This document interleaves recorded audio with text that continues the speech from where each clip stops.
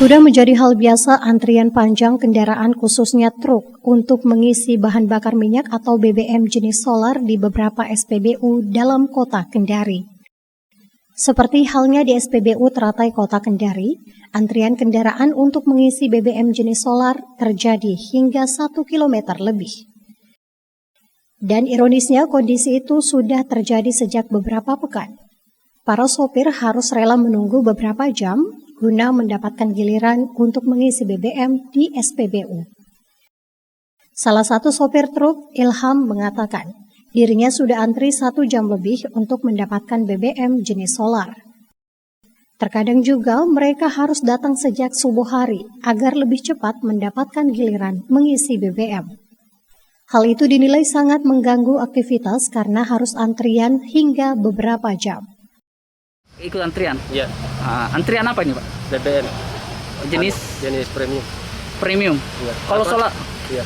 Solar juga, Pak? Iya, solar subsidi. Solar subsidi. Pak, biasanya Pak, antrian ini biasa berapa jam gitu, Pak?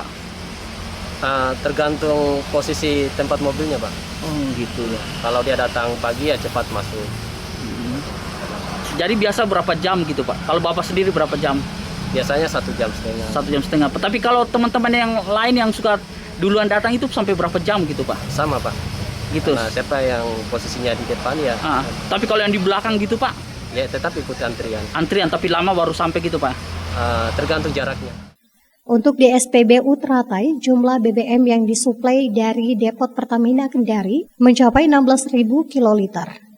Dan setiap kendaraan harus diberi pembatasan, yakni 60 hingga 80 liter per kendaraan, agar seluruh kendaraan mendapatkan jatah BBM. Antrian panjang yang terjadi karena banyaknya SPBU di Kota Kendari yang tidak melayani BBM jenis solar bersubsidi.